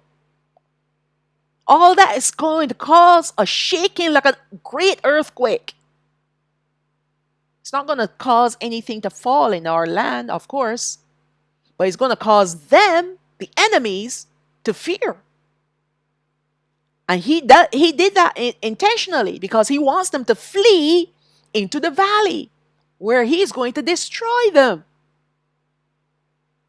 That's why he said, for the valley of the mountains shall reach unto Atzal or Azal, which means he has reserved proximity. This is the place that he has reserved for these armies, these demonic armies, to come and wait for their destruction. All right? So let's read on. The enemies that were our slave masters, even their descendants, the offspring of Tyre and Zidon, the Phoenicians / Canaanites, we know they're the Europeans and all the other nations that enslaved us, will all flee when Hamashiach with his saints sat down upon the Mount of Olives and he transforms it into the Mount Sion. I mean, if you if you split a mountain in half and you spread it apart, there's going to be some shaking going on, right? All right. They will flee because of the shaking of the heavens and the earth when all of this will be occurring. Yes, when he comes through the eastern gate, that's when the shaking starts. When he lands on the Mount of Olives, the shaking is still continuing to the point where it's going to cause the mountain to cleave in half. And then there's still more shaking going on. Then it's spreading apart, more shaking going on. Then the middle part of it, from the valley part of it, is going to raise up, more shaking. And especially when Allah Hayam is going to cause his temple to descend. Oh my goodness. All that shaking is going to cause them to run for the valley. All right? They're not going to want to run up to the mountains because the mountains are shaking, but they're going to run into the valley. Exactly where he wants them to go. All right.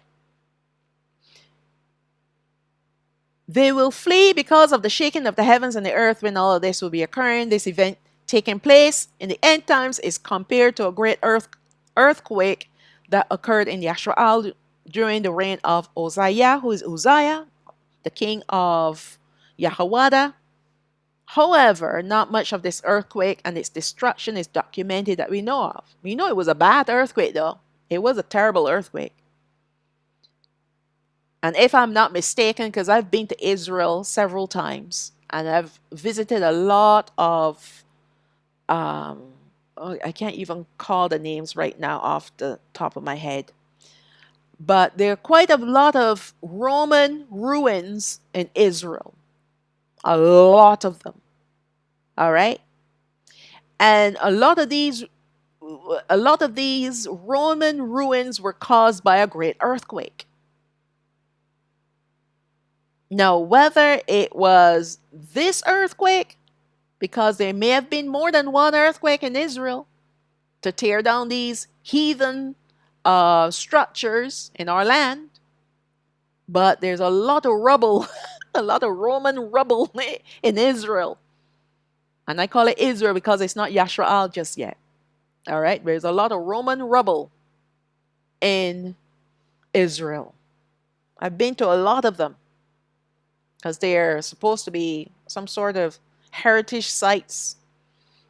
And they put up pictures of what it used to look like, and it looked nothing like what it was before. All the columns and everything, all their gods that they set up, taken down. Very interesting, though. Very interesting. You see all the columns, because they do them in parts and they connect them by stacking them together. They're all down on the ground. All down on the ground. Okay, let's read on. However, not much of this earthquake and its destruction is documented that we know of. as it may have been destroyed by the powers that be, meaning the information about this great earthquake in the time of Uzziah. All right? But we don't care if they destroy. The important stuff they could not destroy, right? They thought that they were ahead of us and keeping us in the dark when they destroy or hid our information, right? Our history and prophecies. But no, they can only hide and destroy what Allah Hayam allowed them to hide and destroy. This earthquake was spoken about by another prophet called Omawas, who's Amos, the herder of Thakawao or Tekoa. So this is Omawas 1 verse 1, the words of Omawas, who was among the herdmen of Tekoa, which he saw concerning Yashraal in the days of Uzziah, Malak o Yahawada, king of Yahawada. This is Uzziah, king of Yahawada, in the days of Jeroboam, the son of Joash, king of Yashraal, 2 years before the earthquake. So, looking at this, we know that this earthquake happened way, way, way before even the Roman occupation, right? Before the Roman occupation. This is back in the days of Jeroboam when he was the king of Yashraal. This is when the 12 tribes were first divided into two kingdoms. And the it was Rehoboam, the son of Solomon, who was the king of Yahawada, and Jeroboam, the king of Yashraal. So the earthquake here in the reign of Uzziah would have been way before the Roman occupation. All right. So the destruction that I saw, there obviously were other earthquakes. Like I said, there were other earthquakes that had occurred in the land Israel throughout the ages. All right. But this one here, in the time of Uzziah, was a terrible earthquake. It was a terrible earthquake. It was so terrible that it's even mentioned here by the prophet Omawas. All right. Now, this earthquake in Yashraal had occurred when Yashraal was a divided kingdom. The 12 tribes divided into 9.5 for the northern kingdom under the reign of Jeroboam, and 2.5 tribes under the reign of Uzziah, king of the southern kingdom. Now, this was possibly one of the worst earthquakes that occurred in Yashraal up until this event of the splitting of the Mount of Olives. Because remember, I told you, when Hamashiach and his saints came through the eastern portal in the heavens, that started the shaking all the way through to when the temple was set upon the Mount of Zion. So there's a lot of shaking going on. A lot of shaking. So let's read on. So it was possibly one of the worst earthquakes that occurred in Yashraal up until this event of the splitting of the Mount of Olives. This will force our enemies who will ride into our land to head for the Valley of Decision because of fear from the quote-unquote earthquake, because they're thinking it's an earthquake, right? So we're not going up in those mountains to be buried with the rolling stones from the mountains. Nah, let's go to the valley. We're safe there. Exactly where Allah Hayam wanted them to go. Safe? Okay, let's see. Right?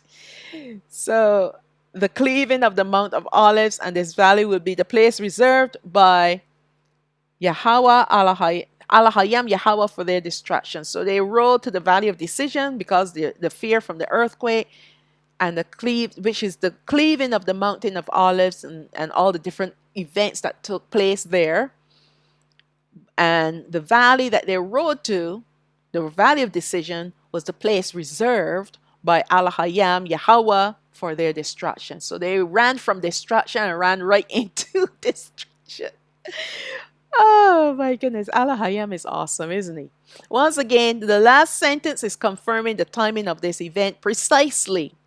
The time of the return of Malakana with his saints, the southern kingdom. And Yahweh Alahai will come, my Alahayam shall come, and all the saints with you. Who are the saints he's talking about? He's talking about the southern kingdom. When they come with Hamashiach. Don't worry that it says Yahweh Alahai. He's coming on behalf of Yahweh Alahai. Okay, so let's move on to verse 6 and 7 of not Revelation, sorry. Zakarayah chapter 14. Okay. And it shall come to pass in that day that the light shall not be clear. And that word clear there means yakar, mean rare, precious, or splendid. So the light shall not be clear nor dark. And dark here means kapa'ah, to thicken, to condense. So it will not be clear and it will not be dark. So it will not be rare or precious, and neither will it be thickened or condensed. And there's a reason why the prophet said this, or Alahayam said this through his prophet. Let's read verse 7. But it shall be one day which shall be shown to Yahweh, not day nor night, but it shall come to pass that at evening time it shall be light. So there's a lot being spoken of here in these two sentences. So let's see what they're saying. Now, another end times event that occurred in the sixth trumpet is being confirmed here in these verses. And that is the sun standing still, not traversing the heaven, meaning the sky, because time is no longer. All right?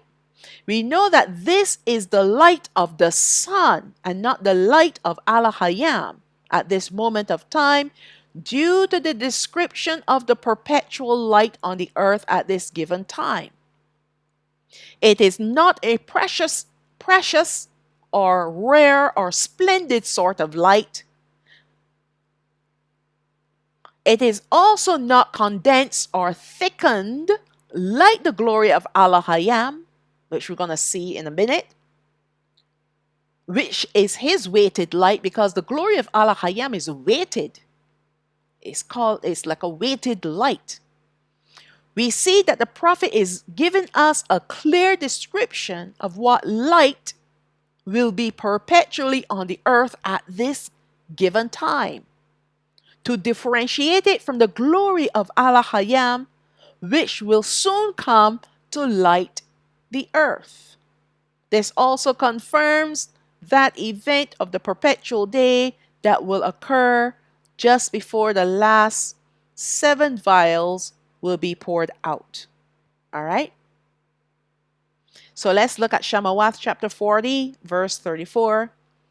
Then a cloud covered the tent of the congregation, and the glory of Yahweh filled the tabernacle. And Masha was not able to enter into the tent of the congregation because the cloud abode thereon, and the glory of Yahweh filled the tabernacle, because his glory is a weighted light. It's condensed. It's thick. First Malakayam, First Kings chapter 8, verse 10. And it came to pass, when the priests were come out of the holy place, that the cloud filled the house of Yahweh, that's his temple, so that the priests could not stand to minister because of the cloud, for the glory of Yahweh had filled the house of Yahweh. So let us go back here before we carry on, and let us look at something here. Talking about, and the day it shall come to pass, and it shall come to pass in that day. Now, these verses, verse 6 and verse 7, they're helping us to understand at what moment of time all these things are occurring. All right? We are understanding from verse 6 and from verse 7 of Zakarayah chapter 14 that Allah Hayam, Yahweh wants us to know that this has to do with the end times. Why? Because he wants us to see that the light at this point of time on the earth is going to be the perpetual day, the sun, the light from the sun until it's shut off. All right? So these two verses are helping us to understand that what is occurring, this idea of the light shall not be clear nor dark, and it shall be one day that shall be known to Yahweh, is speaking of that perpetual day. But remember, the perpetual day will come to an end, and we're going to see that in a later verse. All right? So this event here has nothing really to do with Hamashiach landing on the Mount of Olives, because when he comes to land on the Mount of Olives, he's coming in his glory. He's coming in his light. So there'll be no need for this light anymore. All right, this light is going to be shut off. The sun and the moon and the stars, they're going to be shut off just before he comes. Because when he's coming in his glory. So therefore, when we look at these two verses, we need to understand that it's merely helping us to understand this is the end times, during the end times where there will be a perpetual day. It is confirming that there will be a perpetual day, and that perpetual day, the light that will be upon the earth in this perpetual day will be coming from the sun that is not moving. This is what these two verses are there to show us. All right? Because Hamashiach will not need the light from the sun, the moon, or the stars for anything. He is coming in his own light. All right. The glory of Allah Hayam is thick and weighty. Therefore, the priests at the time of the dedication of the temple built by Shalamahu's Solomon were not able to remain in the temple or even stand when the glory descended. It is for this reason why the glory of Allah Hayam is described as being a cloud, yet it is very weighty. In this perpetual day, this war in Har Magadan will take place, which helps to confirm the sequence of events according to the prophecies written by Yochanan in the book of Revelation, to correlate with the prophecies of old written by Yahweh, Zakarayah, and even the prophet Ezekiel when he speaks of the prince entering through the east gate of the temple, and the healing waters that will flow once again to heal the sea, and the sweet waters returning life to these waters. All right.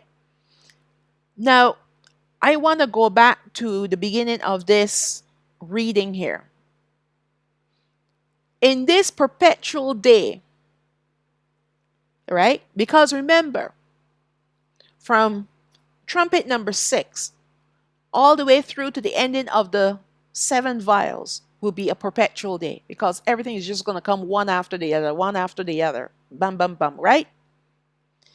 So it is during this perpetual day that the war in Har Magadan will begin. In other words, it will begin. And at some point of time, because these armies have to ride out from where they were to enter into the land of Yashraal. All right? Once they reach there, that does not mean that Hamashiach has arrived on Mount of Olives with his saints yet. We don't know what, passage of, I don't want to use the word time because there's no more time, but things are going to take place. All right? I want to call them moments because there's no more time. We're now dealing with moments. What moment will, when Hamashiach will come? in connection to these people. We know that they're going to come, and they're coming. Um, don't forget, it's one land mass, and they're coming from wherever they congregated and rode out together. They're riding on horses, and it's not a couple of miles. These people are going to be traveling together and probably meeting up from various points until they become this massive army to enter into the land of Yashua. All right? Because they're all not going to be living in one place. They're going to be living in various places. But they're going to ride out and meet up with together and then enter into the land of Yashua. Now, in saying that, at some point of time, the light of the on the earth will go off forever. The sun, the moon, and the stars will shut off. And then Hamashiach will enter in through the eastern gate, bringing his light upon the earth. Now we're going to see that in another scripture, all right? And another verse. So let's look at verse 8 of Zakarayah chapter 14. And it shall come to pass, and it shall be in that day, that living waters shall go out from Yerushalayim, half of them toward the former sea, and half of them toward the hinder sea. In summer and in winter shall it be so. So throughout the whole year, for the entire time, right? We are told that when Hamashiach steps down on Mount of Olives, that he will cleave this mountain in half from the east to the west. The mountain will then move toward the north and towards the south, creating a valley that will be filled up to be like a plateau. This transformed mountain will be Mount Sayawan, which is where the tabernacle of Alahayam will be established. Because of the east to west rift, the crack, it will also cause the waters beneath the earth to flow upward and toward the sea in the east, which is called the former sea, which will be heading towards the Dead Sea. So that's the sea in the east, the Dead Sea. And the west, which is called the Hinder Sea, towards the Mediterranean Sea. We know that in the latter days that the Dead Sea will flourish once again, because the sweet waters will flow from Yerushalayim to revive it. And not only revive the sweet waters, but life in the sea as well. There'll be fish growing again. And we see this in the prophecy of Ezekiel. So Ezekiel chapter 47, verse 1. Afterward, he brought me again into the door of the house, and behold, waters issued out from under the threshold of the house eastward. For the forefront of the house stood toward the east, and the waters came down from the right side of the house at the south side of the altar. Then brought he me out of the way of the gate to northward, and led me about the way without, meaning outside, unto the utter gate by the way that looked eastward. And behold, there ran out waters on the right side. Then said he unto me, these waters issued out toward the east country will go down into the desert, which being brought forth into the sea, the waters shall be healed. And it shall come to pass that everything that lives, which moves, wheresoever the rivers shall come, shall live. And there shall be a very great multitude of fish, because these waters shall come there. For they shall be healed, and everything that lived where the river comes. And it shall come to pass that the fishers shall stand upon it from Engedi, which means fountain of a kid goat, even unto Eneglaim, meaning fountain of two calves. They shall be a place to spread forth nets. Their fish shall be according to their kinds, as the fish of the great sea, exceeding many. So remember, what the vials, vial 1 and vial 2 did. They brought blood.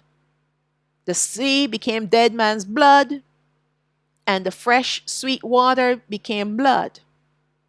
And all the life and thing inside the sea and in these fresh waters were killed off to create a stink on the earth. And the waters were undrinkable except for the wicked ones. They had no choice but to drink it. Therefore, Allah Hayam is going to heal the sea once again. He's going to heal the sweet waters again. So these two rivers that are going to come from the east and to the west is going to heal the sweet water in the land, meaning the rivers, the streams, the lakes, and is going to heal the sea all around the one landmass that we have once again. But this will not happen till after that war. No, it's not. It's not going to happen till after this war. After the war, and these devils are destroyed, then Al Hayyan will cause this water to run, these two rivers to run, to replenish the sweet waters, to replenish the sea, to clean it up, to heal them, and to bring the abundance of fish. All right? The sweet waters flowing from the tabernacle, the house of Allah Hayyam, from under the altar will replenish the sweet waters on the earth once again. Remember that because of the vials, all the sweet waters were made like blood, and the sea was made like dead man's blood. Now the earth will once again enjoy sweet, clean waters that will come straight from Mount Saiwan. And not only will the inhabitants of the earth enjoy sweet waters again, but life will be replenished wherever these waters will flow, to the Mediterranean Sea and to the once called Dead Sea. It will no longer be called Dead Sea. All right? Just like in the beginning when Allah Hayam caused a river to flow from the Garden of Odan to be made 4 main rivers on the earth, once again this will occur. But now there are 2 main rivers that will flow from his mountain. These 2 main rivers will heal the sea from the east and from the west. Remember that the earth will be one landmass once again. And the reason why Allah Hayyam will heal these waters is because of the Gentiles whom he has preserved. This replenishing and cleansing of these waters will occur after the great War of Har Magadan, when the earth will enjoy 1,000 years of peace and prosperity under the reign of Hamashiach. So after the War of Har Magadan, he is going to replenish and heal the waters, replenish them with their fish of all kinds, because of the 1,000 years that Hamashiach will begin his reign on the earth. And people need to eat, they need water. And that stink has got to go. All right? So let's look at Bara'ashayath, chapter 2, verse 10. And a river went out of Odan, this is Eden, to water the garden, and from there it parted and became into 4 heads. So Allah Hayyam, just from 2 rivers, he's going to replenish the entire earth of its sweet water, and he's going to replenish the sea to make it nice and clean once again, as it was in the beginning. I mean, think about this. If he can cause the sea to become like dead man's blood, right? He can make the sea be clean again. And he can restore life to the sea and the rivers and the lakes and the ponds and the streams. He can do all that again. And he will. As it was in the beginning, so it will be in the end, until Allah Hayyam Yahweh removes the oceans and we have only the pure sea of water of life when all is renewed. So we are going to see in, I believe in the next part 5, how all of this is going to play out. No, just remember this. A lot of our verses have been moved around. We don't have the pure word straight from the Father's mouth. Or the prophets and apostles, they all wrote down under the power of Ruach HaKadosh. They wrote down the prophecies, the parables, the historical accounts, and those books were supposed to be handed down to the next generation and the next generation and the next generation. All right. But our problem occurred when we disobeyed Allah Hayam. We were taken from our land. When we were taken from our land, then all the books that we had in our land were seized. All right. Thankfully, some were hidden and discovered, the Dead Sea Scrolls that confirms a lot of the scriptures. But they could not destroy all of it because we had a lot. We had a lot of written down documentation of our history, of our people, of Al Hayam, of his temple, of the rituals, everything. We had it all written down. But they seized it and destroyed a lot of it. And what they didn't destroy and they had to release, they contaminated. So things have been moved. Even when we look at Zakarayah, these first 8 verses, they seem to be like a shift of in and out, if you understand what I'm saying. All right? It is not straightforward, in other words. We got to be able to put verses in their perspective. And I'm speaking of verse 6, especially of verse 6 and verse 7, talking about the light on the earth and the perpetual day. All right? All right, so that's the ending of I want to say Revelation, but Zechariah. It is Revelation. Revelation chapter 19, part 4. And soon I will complete part 5 and then part 6, and then we can move on to the marvelous chapter 20. Oh my, that's going to be marvelous. So let's end with the blessing for Yashraal. The Barayam chapter 6 verse 24 to 26. The book of Deuteronomy chapter 6 verse 24 to 26. Yabarakak Yahweh wa Yashamarak. May Yahweh bless you and keep you. Ya'ar Yahweh panayo alayak wa yachanak. May Yahweh cause his face to shine upon you and have favor upon you. Yasha'a Yahweh panayo alayak wa yasham lak shalom. May Yahweh lift up his face upon you and give you peace. And I also want to read the command from Al Hayam that we ought to observe whether we lie down or get up. We go through the door, come back in, and it's taken from Deuteronomy again, the Barayam chapter 6, verse 4 and 5. Shama'o Yashwa'al Yahweh Ala Hayana Yahweh Ahad wa Ahabath'ath Yahweh Ala Hayak Bakal Babak Ubakal Napashat Ubakal Ma'adak. And it says, Hear, O Yashwa'al Yahweh, our Allah Hayam, is one Yahweh, and you shall love Yahweh, your Allah Hayam, with all your heart, and with all your soul, and with all your might. And with that, I say, Shalom, Shalom, all praises to the Most High, Abba Yah.